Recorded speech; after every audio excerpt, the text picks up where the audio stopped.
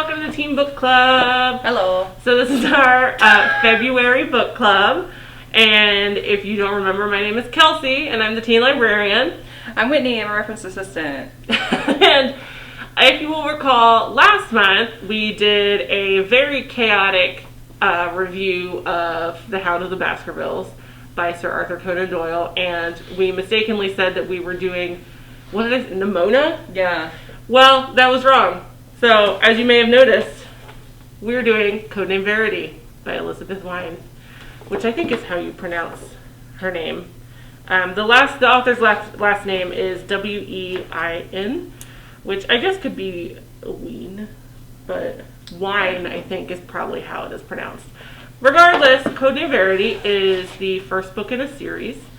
I believe the series is just the Codename Verity series. That's what we have it under here at the library.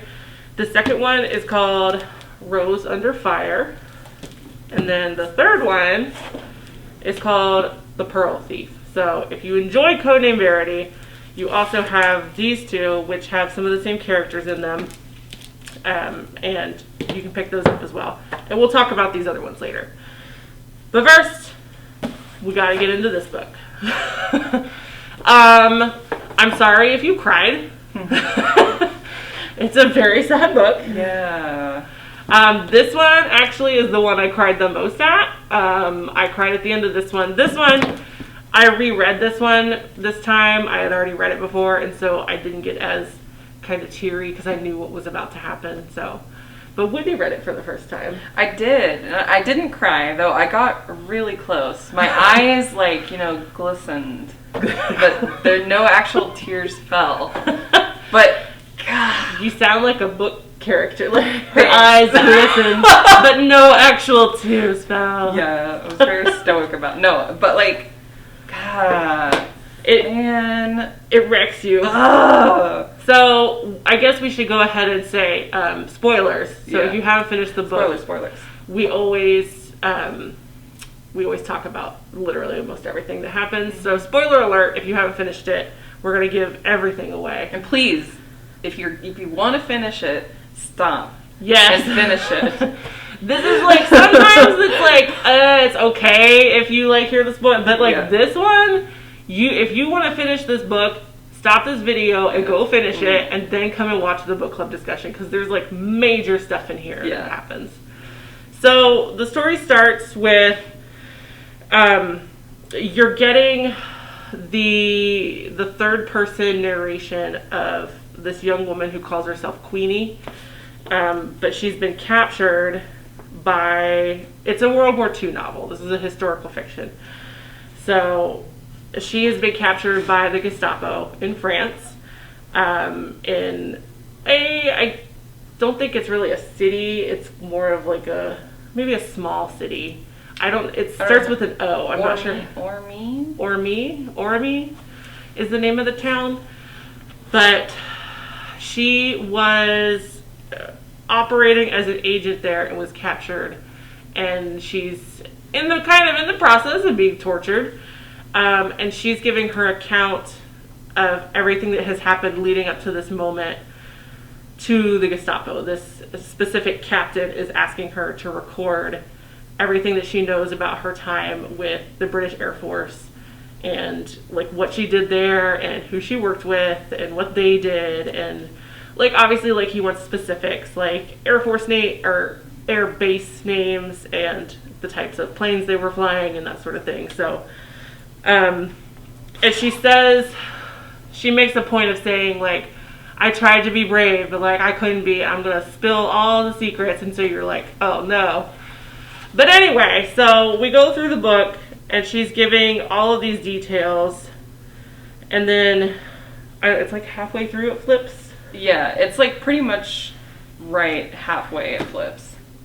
Yes, so let me see if I can find it. But this whole time, you've been hearing about her friendship with this other young woman in the British Air Force named Maddie. And Queenie is operating as a special agent, and Maddie is actually she's a pilot. So she's the one that's been flying her back and forth, and it tells the story of how they got involved in the war effort and their training and that sort of thing, and their friendship, which is, this is a really beautiful portrayal of friendship. And Queenie's writing, it's so visceral. Like, her character just flies off of the page. Like, it's Maddie. I really like Maddie's voice, but the first half of the book where you're listening to Queenie's story is really part of the best part of the novel to me. Which, I mean, there's something to say for that, because when Queenie's writing these things, she's writing them as if she was Maddie. Yeah. And she talks about herself, like Kelsey said, in the third person. So it's like, it's the way that, like she said, the way that Queenie like jumps off the page at you, and her character, you're like, oh, you just feel for her so much, even though she's writing from Maddie's perspective. It's really amazing. It never feels like she's, I mean, you know that she's a victim in this situation, but she never writes herself as if she's a victim. She is talking about, like, she makes fun of, like, the German Gestapo officers that she has to work with. Like, she actively tries to annoy them, and then writes about it and gives them stupid names in her writing, even though she knows that they're going to read it later and get mad at her. Mm-hmm. And it's so good. So yeah, about halfway through, Queenie's story ends, and then there's a brief note that is from one of the higher up Gestapo officers, and he is recommending to the officer in charge of Queenie that he go ahead and just either send her to the concentration camp or kill her and be done with it. And he notices that the captain in charge of her is starting to show more, not necessarily compassion, but he is kind of starting to enjoy his time speaking to her. And so they're like, okay, you got to get rid of this girl. So then we flip to Maddie's story, and Kitty Hawk. I love that. So what had happened is that Queenie, who we find out her actual name is Julie, had parachuted into France because Maddie was flying her. The plane got hit. Maddie crashes. Julie goes off and meets her contacts and then gets captured. Maddie, the whole time, is staying with the French resistance, who find her, and she is actively working to try and find Julie / Queenie. And then it just gets very, upsetting. Yeah. Because then what eventually happens is that they find out that Julie is going to be taken to the concentration camp, and so they blow up the bridge that the transport van is going over. Everybody gets out of the van. The Gestapo are very angry, and they're about to take Julie back to be tortured or killed or whatever. And Julie knows that Maddie is there, and so she cries out this kind of line that she and Maddie have traded back and forth the whole novel. And Maddie knows that she has to kill Julie so that Julie will not suffer more. And so she kills her best friend. And it's horrible. And the rest of the novel then is Maddie making her way back to England and reuniting with Julie's family and dealing with kind of the consequences of what she did. So, and then we get the continuation in the other books. And it's not a direct continuation. You don't necessarily pick up exactly where this leaves off. But you do get to see Maddie again in one of the books. And then the third book talks about Julie before Codename Verity. So, what was the biggest twist to you in the book? I'm trying to. Oh. Okay, so it's between two, and one of them I feel like I'm just gonna leave as a spoiler because it was really sweet and kind of heartbreaking, but I'll just leave that.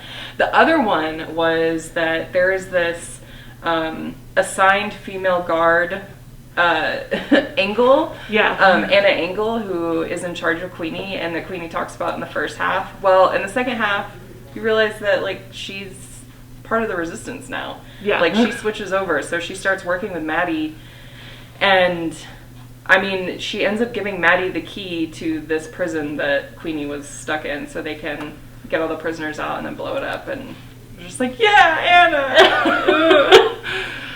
Yeah, her kind of making the switch to being willing to work with the resistance was really, and I didn't realize that the family that Maddie stays with, that older brother was the one that Queenie hated, that was one of her guards. Yeah. Until, like, you see the name of the family, and I was like, oh my gosh. Yeah. I mean, like, as soon as they talked about that they had, like, a brother that was, working for the Germans, I was like... It had been so long since, it's been years since I read this, and so all of these, like, twists were, like, coming back to me again. The part where you find out that the code that she had given away was actually just the fake made-up code from the wireless devices. Yeah. That's a whole part that you'll have to find. But anyway, you think that she's given away these top-secret codes that the British Air Force had given her, and then come to find out later that Maddie had purposely set her up so that she could give out false information to the Gestapo. And it's just perfect. It comes together perfectly. So, I don't read a lot of historical fiction. I don't think you probably don't either. But when you find stuff like this that just like hits really hard and it's just so good, and like we said, the characterization is just, the work that she did with those characters is just beautiful. So, Whitney, do you want to talk about some of the other stuff we have over here? Yes. So we have this book which Wine also wrote, and it's not in the same series, but I mean, like, it is World War II and planes and stuff, which, by the way, if you have any interest in World War II or, like, aircraft or anything, then these books are actually really cool. Like, I didn't know anything about World War II, really, other than just, like, vague facts or whatever. And we also have a few nonfiction books. These are fiction. These are both fiction books set in World War II. This one, Between Shades of Grey, we did a couple years ago another one of her books. This is Rita Acepetus, I think. I'm not sure how her last name is pronounced. I probably messed it up, and I apologize. But we did another one of her books for book club, if you'll remember, about the sinking of that battleship that was set more in Lithuania during World War II. But this is, I believe this is a concentration camp one.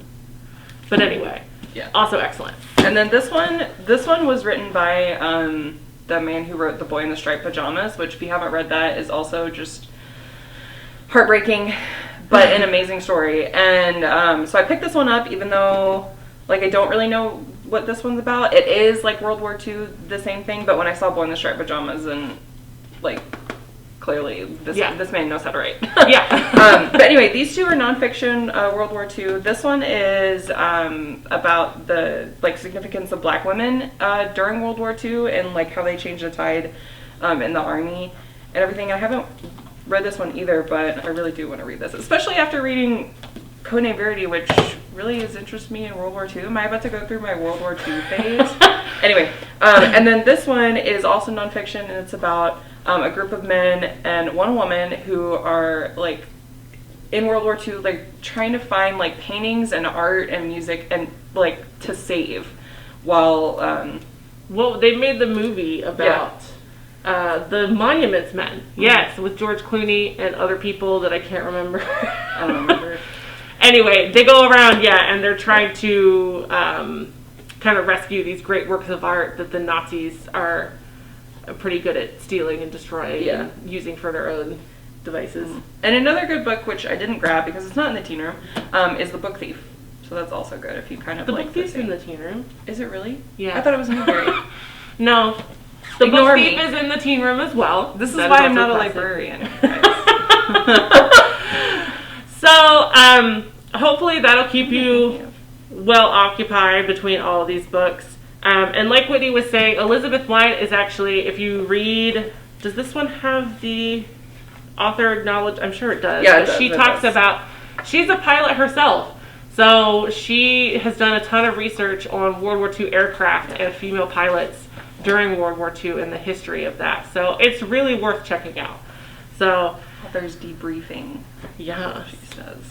So we hope you guys enjoyed this one. Let us know what you thought about it. If you see us in the library, if you want to leave a comment on this video. And we will talk to you guys about book club next month. Bye!